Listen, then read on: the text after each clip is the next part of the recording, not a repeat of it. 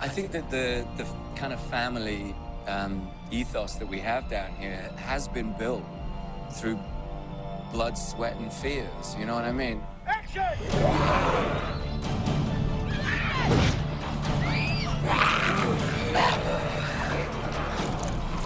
This show is not a typical show.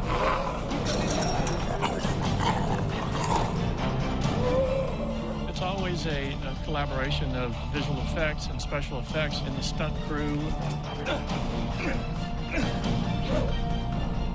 Everybody really loves this job, and they work really hard to keep it going and try to make it as real as possible. What the audience sees is the actors and occasionally us getting to talk about it. The real heart and soul of The Walking Dead is our crew. Sculptor, stunt coordinator, I'm the location manager. Costume designer. Production designer. I play Daryl Dixon. I play Rick Grimes. I play Michelle.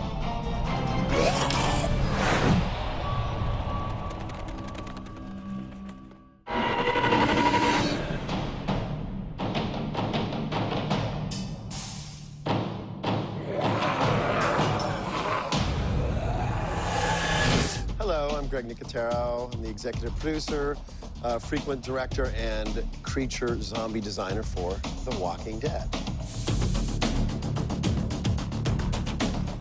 We're here at K&B Effects, our 20,000 square foot facility in Chatsworth, California, where we manufacture all of the makeup effects for The Walking Dead. K&B is the funnest place in the world to go. You know, you just walk in there and you get to see all these incredible props from all these amazing films and creatures that they've made, and, you know, like, it's crazy. Zombies are like the ultimate, you know? I mean, it's kind of, with zombies, there's no limit. Here we're making a puppet for the show, and sort of like Dr. Frankenstein, you build it from the bones up. You know? So it has a skeletal and then the muscle structure, and then we layer stuff on top of it, so we can actually use this skeleton for a variety of different puppets by putting different skins on it. When you start like missing pieces of your body, it's got to look right. It can't just be like gore, you know? And so everyone in this room is fascinated by anatomy, really try to make it as accurate as possible so that when people see it, it's just jarring, you know? Like when we do a bite, we'll put muscles and stuff in there so they can like yank on it and you can see that stuff rip out. You know, the guys at K&B and all those guys, all of our people that work with the zombies to make them as scary as possible, you know, everybody's on their A game at all times.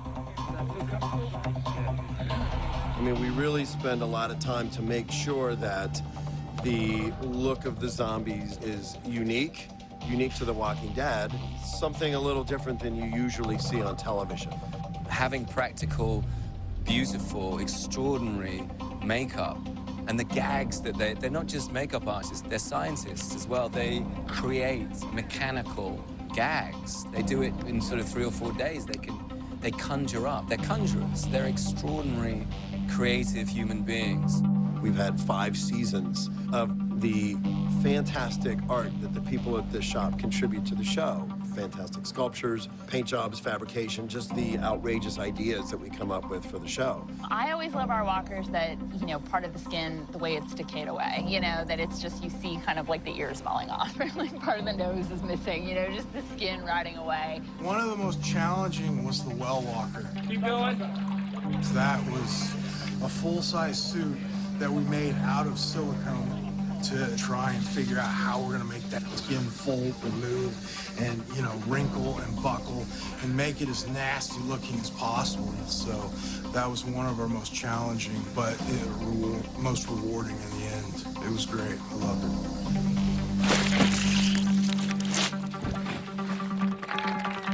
it. One of my favorites, Bicycle Girl in season 1. That's where we set the bar. You know, it's the first zombie we really ever see on the show close. She just was jarring. I thought that her missing her bottom half was just gnarly. I flew out to LA to K&B's studios and they did a body cast. Everything except for my legs, obviously. Several months later, I came back and they did all the color tests and the client's fittings and things like that. The day that we actually filmed, it took 3.5, 4 hours to put it on. But of course you see it, and I had the blue tights on for the green screen effect, but then seeing it on TV afterwards, even I was like, wow, that's pretty awesome. Greg and all the guys and even, you know, the other makeup artists they had, it was almost like watching a bunch of geniuses come together and create this masterpiece. It was successful and the most just kind of gross. Yeah, if it makes us gross out, then it's, you know, a win. Go back towards your feet a little bit, Melissa. This is beyond my wildest dreams of what I had envisioned in my head. Completely different. I mean, I'm blown away. It's awesome. Every season, we augment specific shows with puppets. And even in terms of just our zombie kills, we've sort of refined what we call our crush heads.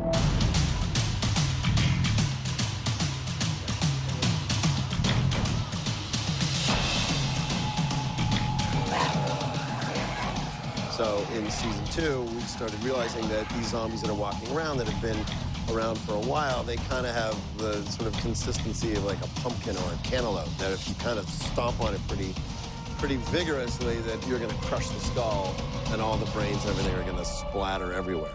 And the fans of the show really love that stuff.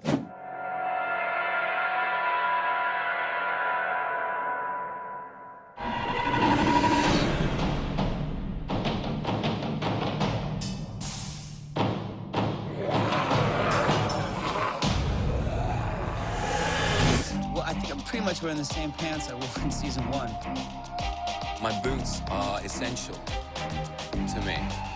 They've been resold about 8 times, the same pair of boots. It's the same pair of boots I put on in episode 1. I've been told there's 5 of this outfit here. They don't always use them, but they have 5. Hi, my name is Yulin Womble, and I'm the costume designer on The Walking Dead. On a daily basis, I get to dress this amazing cast, come up with new looks, and make them dirty. Look real. The wardrobe department's a huge part of the show. I mean, from dressing the zombies to dressing us, and just the evolution of these characters. So this was kind of like under the belt. Yeah, I remember that. And then this was all black and red. Yeah, it was bloody. You put these clothes on, and the detail, just how distressed and how filthy everything is. I mean, it's very easy to just kind of slip right into this world. I was amazed by the wardrobe department really stepping into how they helped me find the show, and like putting on those boots and putting on that vest and those little half gloves. I was like, oh, here she is. Right now, I'm just gonna do a quick zombie outfit for you. So I'm gonna use my big knife. It's serrated, so it can do a lot of damage fast. You move the fabric, not the knife. And that's beautiful, right? We add a little mold. We also add sweat stains. We do a little light dusting of all of this because it's supposed to be coming from the inside. It's like an art class. Maybe the person vomited a little as they were dying. A little bit of dirt around the cuffs. I like to dress the outfit together while it's hanging up here, so I can get a really good idea of what it's going to look like on the person. And then, after we hand the costume to them, they come out dressed like this. Carlos, you look great. Are you ready? I've been waiting to do this to you since we've met. Yay! This guy's lucky he's eaten, so we can put some fresh blood on him. Blood on his hands because he's been eating. This is a fresh kill. The zombie blood that we use is a little darker, really, really dark. And this would be his own blood, and it would be from a long time ago, so that's what you see on a lot of the costumes. The reason we came up with the splatter, it mimics the comic. All those drawings, you see how it all looks splattery in the book? Well, that's where that idea came from.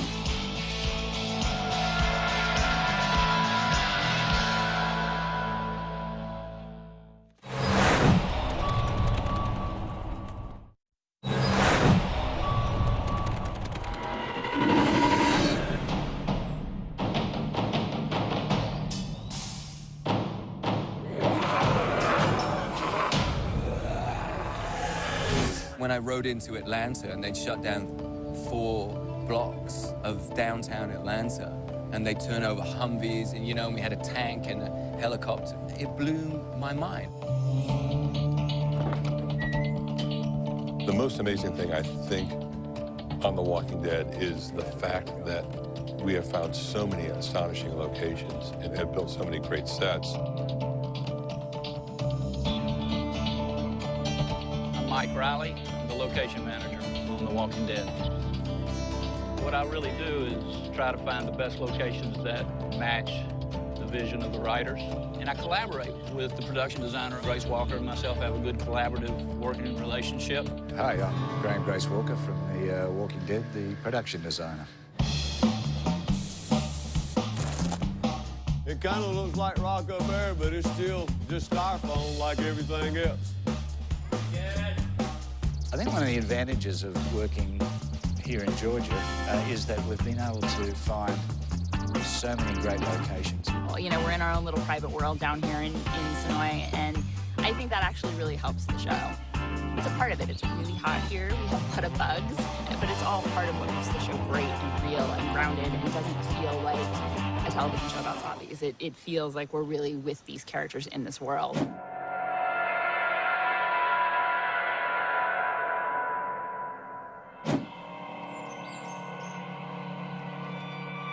I'm going to ride you back into the woods here a little bit. We got about 60 to 70 acres of woods behind us here. That I'd say 80% of all the shots we shoot when they're walking into the woods or camping in woods and whatnot, we shoot them back here. The governor, when he was buried, he threw some folks in the lake. We used his dock down here where we shot the scene of him looking down in the water. You got, like I said, 60 or 80 acres back here with trails cut all through it that we can access and get our crew back in there and shoot all the wood stuff we need. If you stood here last year, we could do 360 degrees, which was really nice for everybody. Down this way was a wall running right through there. We had the entrance to A block, and then a tower down that end, the main gate down near the bus that's rolled over, and another tower, and a fence that ran right along the lake, and down to the corner over here, with a fence that ran right back up again to the other building. It was a cool set.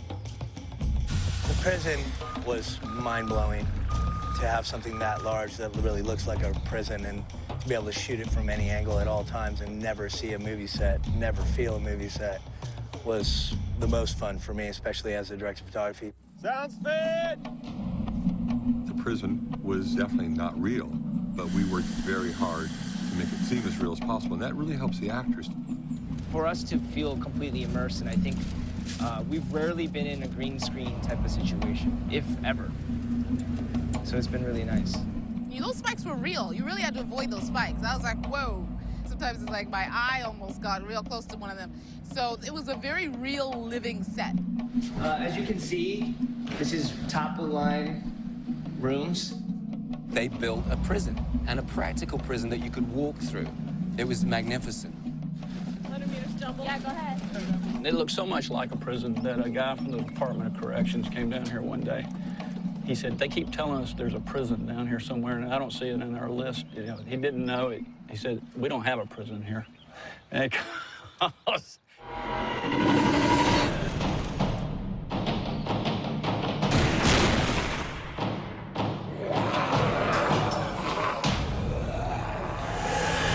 It's funny that a lot of times people say, when we have to blow up something, burn it, destroy it, gee, it must be so sad that your set's getting destroyed. And to me, I don't care. I mean, it's part of the show. In fact, I love a good explosion.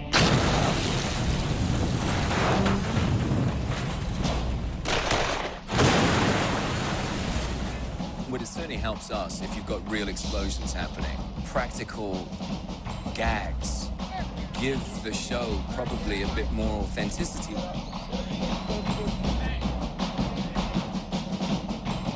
My name is Daryl Pritchett. I'm a special effects supervisor. 3, 2,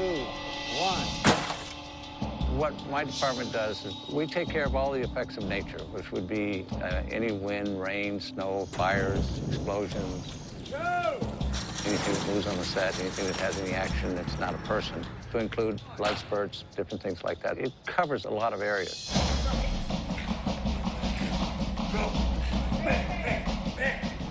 There have been so many moments in the show where I first read it and think, how in the hell are we going to do that? You know, how is this possibly going to work? You're on Channel 1. The end of the second season, when we're burning the barn at Herschel's, it was 19 degrees out. There was frost on the ground. And if the barn had gone up too fast in flames, we wouldn't have been able to shoot the sequence. The barn was kind of fun because once we got to the point where we were going to let it burn, we just kind of got to watch it burn. And that was kind of neat.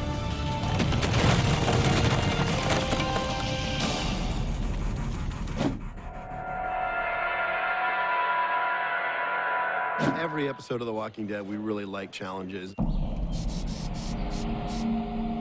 We are at a pecan grove where Lizzie and Mika come upon a bunch of burned walkers. Rehearsing?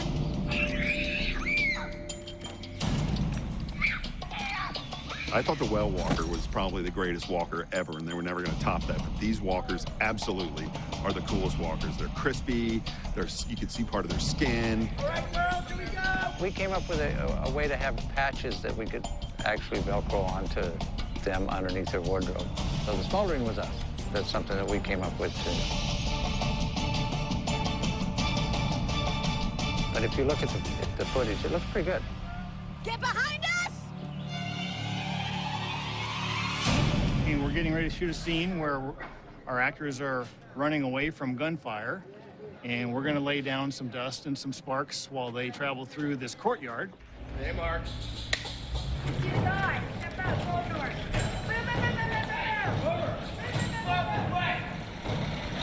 So this is an acrylic ball. It fits together and gets glued, but inside of it is dust. Instead of having to go and trying to bury a squib, you can simulate bullet hits. So when it hits something hard,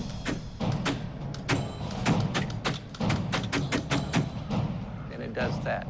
We'll do some that are sparking balls. These are made up with a little gravel, a little zirconium. Daryl Pritchard, he's been working all, 50 years doing this. Practical explosions, incredible burnings, really the master of disaster, as we call him. Just another day at The Walking Dead.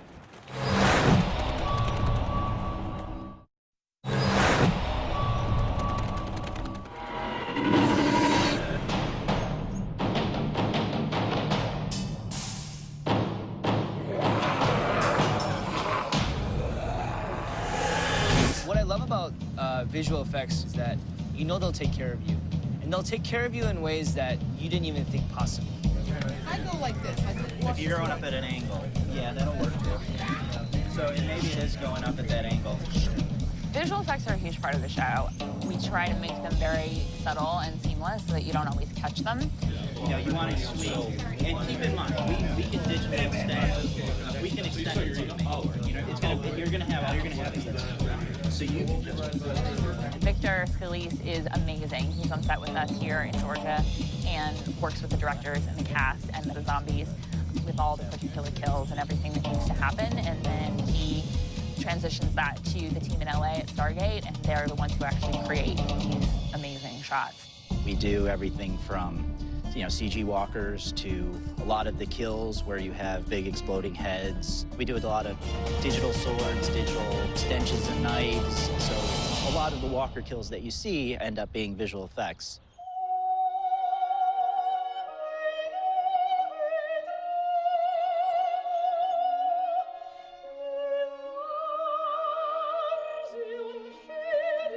Now, one of our signature weapons is Michonne's sword. Astounding, like just really picking up that thing and feeling out that sheath on my back. It was all such a part of creating her.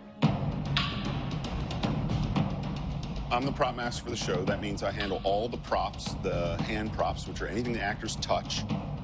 the katana sword, one of my favorites. I helped design this.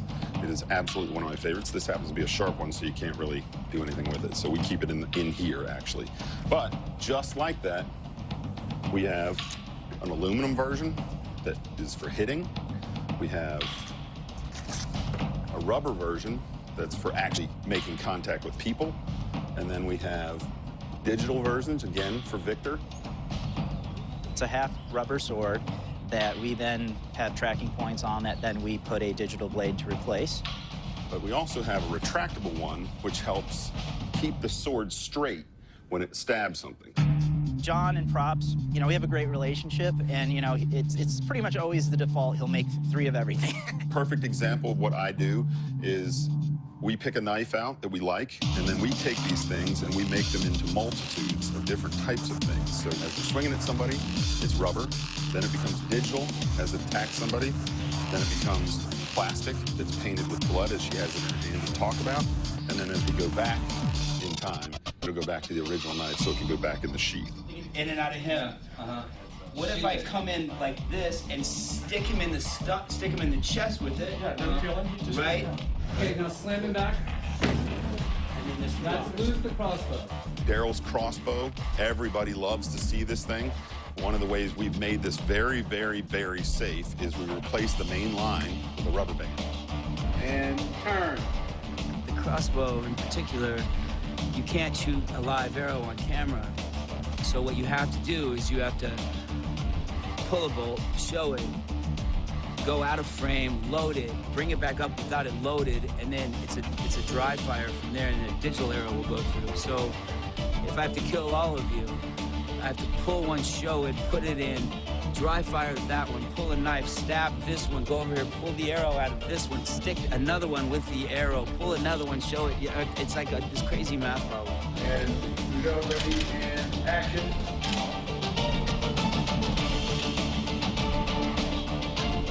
And then you gotta chop the head when it's like laying in your skull. I love this job. I remember season 3, Glenn has that kill after they do that phalanx. He swipes Walker's head right across with the blade. They could have just merely, you know, had his head fall off in frame and then just fall. But they went as far as to make the incision here and then had the head spin and rotate off with blood spewing as it fell. I didn't do that. That was special effects. So, I mean, thank you, Victor, for making me look more competent than I even could possibly be. Today we have Norman and Beth kind of walking up in front of the blue screen, and what you see out there is going to be the cemetery. This is where Daryl and Beth came out of the woods and kind of traversed piggyback style all the way up to the funeral home. So the blue screen that you just saw, this is what's going to be behind it. You know, we'll use some matte painting and photographs to kind of blend in and build an environment that'll basically make the funeral home and the cemetery feel like they're right next to each other. In the pilot, when Rick is riding into Atlanta on a horse, that shot is completely a visual effect shot. We shot him on a horse in an alleyway in downtown Atlanta, and everything else Victor put in. So some of the visual effects everybody will recognize and know, oh, that's a cool visual effect shot. And then there's a lot of shots in there that are visual effects that you would never know. What we're looking at here is one of Michonne's decapitations. You know, this was a fun one where Dylan, the artist, she's like, well, what if I made the head bounce off the top of the car? And she showed it to me, and I was like, that is awesome. Make the first one a little stronger move. Yeah, okay. Here she has the half sword, so we put a digital sword on to replace the half sword. We have a walker who obviously had a full head that Dylan's painted out the full top half of the head, and she's made a little 3D cap of a head that then goes flying and bouncing and goes over the car.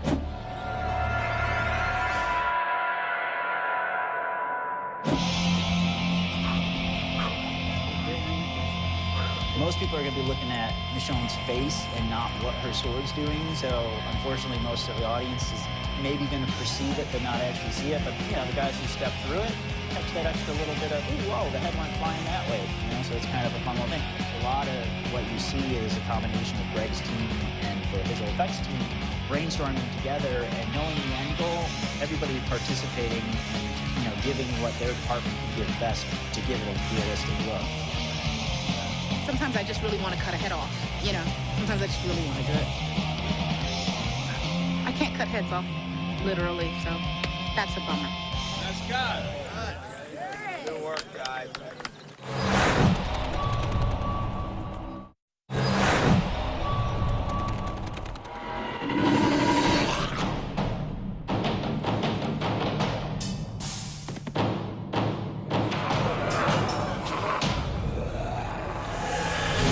We're at a farmhouse, and we have some burning zombies that have previously been on fire, so they are smoldering.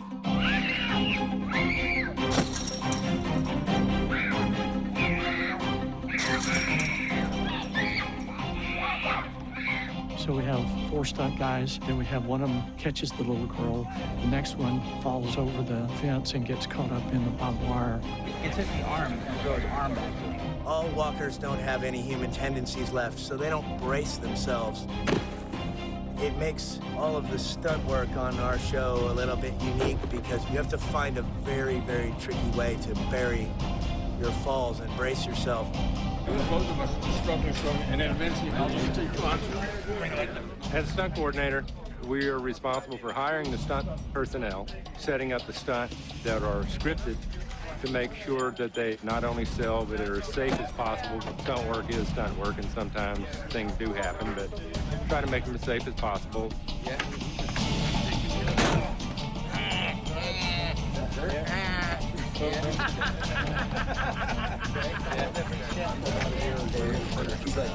Ninja.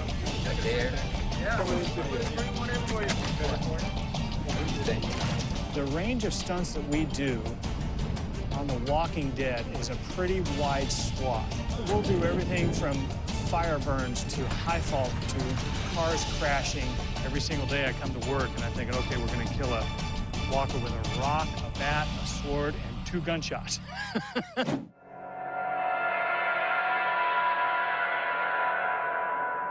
Most of our actors do their own stunts because you see their faces and then you go with it. You go with their stories. That sequence where Michonne's in that field with all those zombies was very special to me in many ways because I wanted it to be something where you really see her break through her own demons. So, well, the stunts are really fun. I have generally done all my own stuff.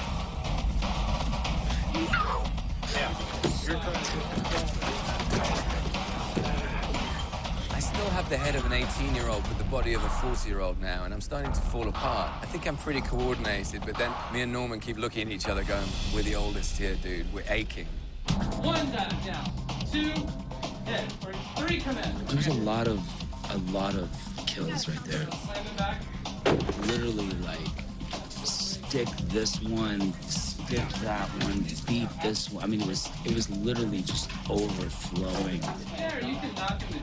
No, you're knocking him. That was an exhausting scene to shoot. Now, the President Walker's gonna come in. You're gonna get spilled out.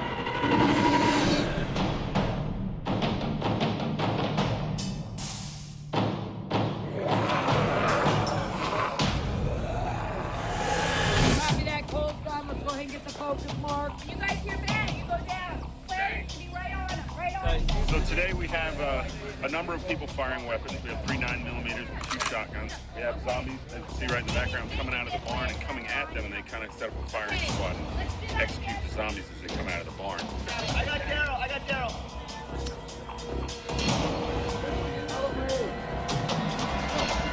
These are 2 Glocks. This is Shane's Glock. This is a Glock 17. This is T-Dog's Glock. This is Glock 19. They both shoot 9mm rounds. Killed a lot of zombies today with these. Boom. There you go. That's it. Zombies. Big gun. Got to take a zombie out with a lot of power. You know, for focus. That's right on it. Today, we shot lots and lots and lots of zombies.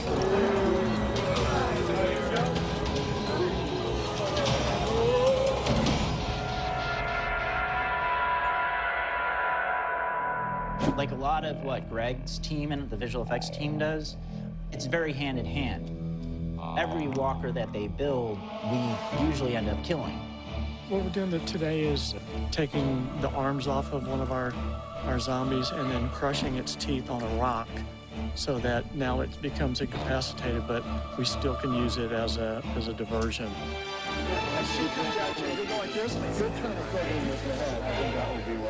In terms of timing, Russell, the stunt coordinator, and I, before the scene, will try to figure out the best action, and the timings are all right.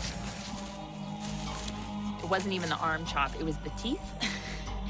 Putting the walker's head on the rock and cracking it to knock its teeth out, I couldn't take it.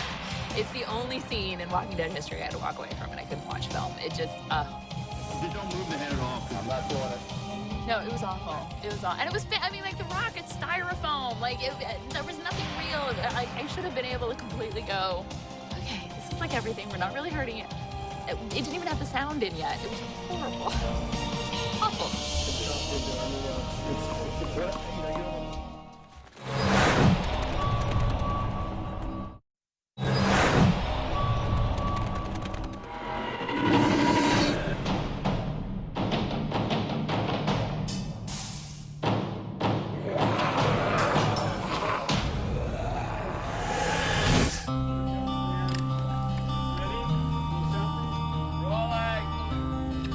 When anybody on the show dies, any actors die on the show or come back as zombies or whatever, you want to give them the best send-off possible because they are your brothers in real life. I'd like to just say on a personal note, I had the very fine pleasure of working with Scott Wilson many years ago on a beautiful film about the South called Junebug. And I'm very proud to be here again on a similarly beautiful project about the South.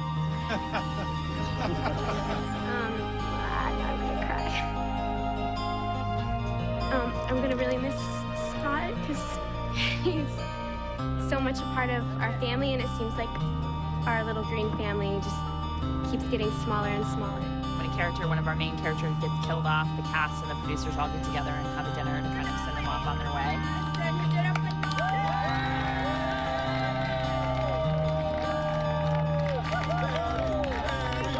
We brought this from Comic-Con. This has been signed by almost every member of the crew.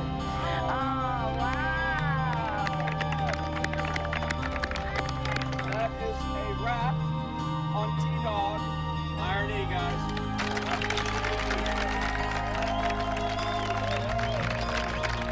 I can't even talk about that. I can't even talk about it without losing it. I'm sorry.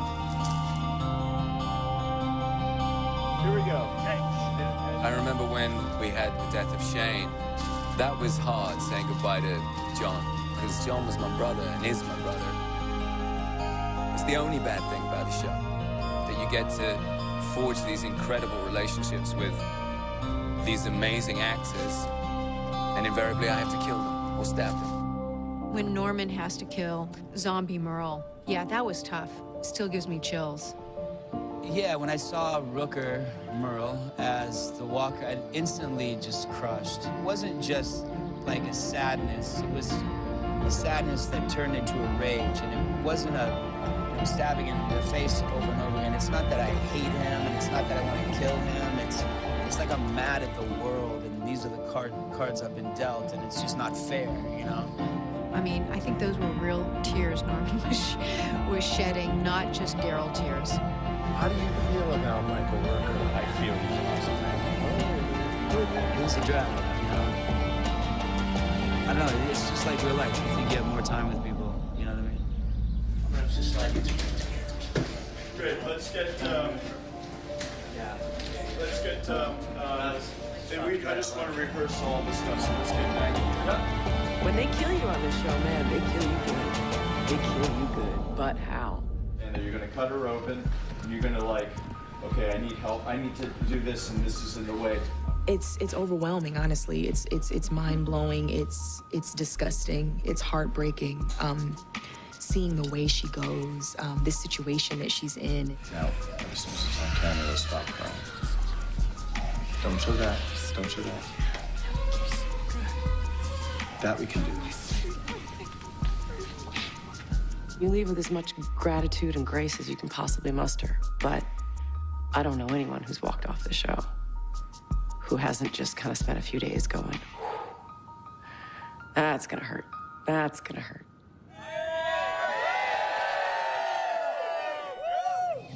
But the flip side of that is that I had it. You know, I get to say I was here, and I did this, and I think we did the hell out of it.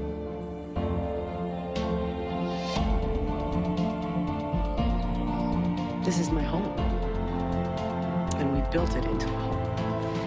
And you don't usually do that. Usually you build a job. You can work 40 years in this business and not have this experience. To take these kind of risks with these kind of lawyers, it's amazing. When one of our regular actors leaves, the rest of the cast, even if they're not in their last scene, will come and watch the filming of the scene. The character Dale, Jeffrey DeMond, flew in from upstate New York. He was already off the show. He flew back to be there for John Bernthal. That's the kind of strength of camaraderie and loyalty that he showed and the rest of the cast have shown on this amazing show. I've simply never seen that in my 35 years in the business. Without further ado, pictures up. Pictures up. Pictures up, pictures up. There you go, there now. But, man, the ride of a lifetime. And I'm real grateful.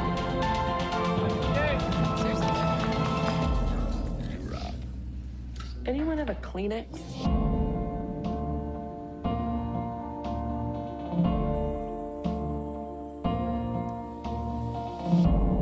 Thank you, sir.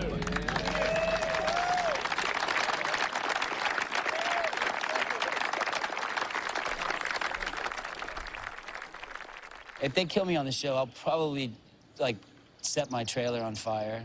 They'll probably have to call in a bunch of cops to escort me off the property because I'll be so pissed.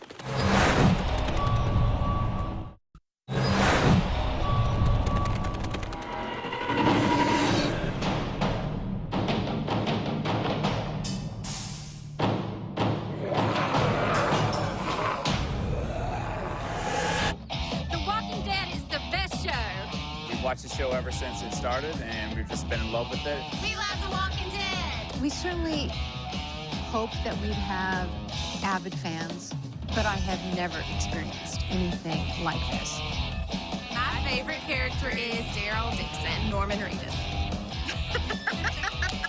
My favorite character of The Walking Dead is Michonne, because I love how she's like a samurai. She carries a sword around with her, and she knows how to chop and slice. And, you know, I even got my hair like her. We always have fans outside of base camp, and our cast will go out there after wrap and sign autographs for an hour. 1, 2, 3. To make something that we're extremely proud of, and then to see the fans get excited about it, and just to want more, and they're just like crazy about it. Like that right there is just what's incredible.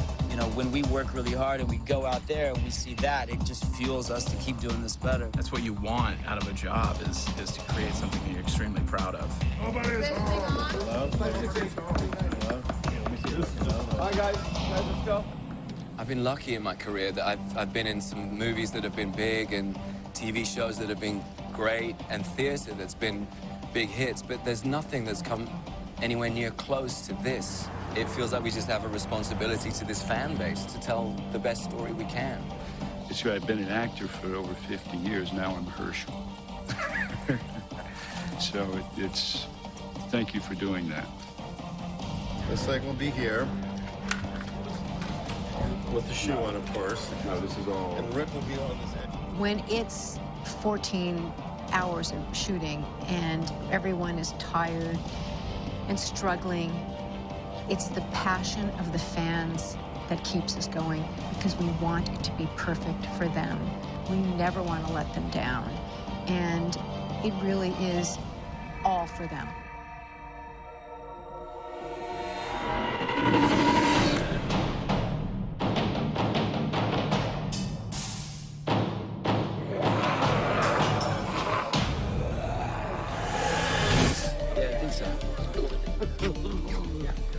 One of the things that we all feel on The Walking Dead is that we're part of a big family. And on Twitter, we call it the TWD family. The Walking Dead family is a real thing. It's not just a hashtag. It's amazing. We love each other and we love this crazy show. Everyone there is really awesome and funny, and they're just really amazing.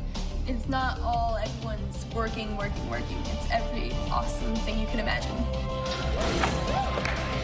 You get that one?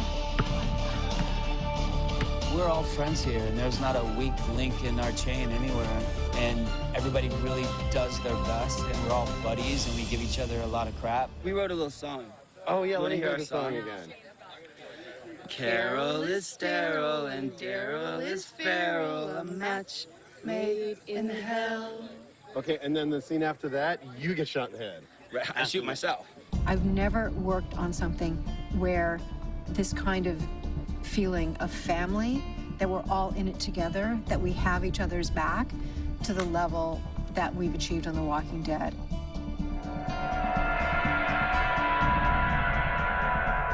We come on the set and everybody gives everything they've got. You leave here really knowing you've emptied yourself out. Every department's really just top-notch, you know, and it's kind of a dream job, and it's fun, and it's a lot of work, but you're part of this. This is an awesome show, and when you get to put awesome parts together of a show and it comes out perfect, I mean, what else could you ask for? It feels like the most collaborative work experience I've ever been involved in. I think everybody is at their top of their game, and they're all very, very mindful and respectful that each person contributes to the success of this show. You can't create brilliance or genius upon command or at will. You can't do it. The one thing you can create is the atmosphere you think it's most likely to occur in. And it takes a lot of filmmakers and a lot of really talented people to create that atmosphere. And we found it here. This has been our job for 5 years and our lives for 5 years. It's a gift, and we want to keep delivering that back to the people who watch. Do I like my job? Are you kidding me? This is the greatest gig on the planet. It's amazing. I feel very, very, very lucky. Don't kill me. Please. Guys. Don't kill me.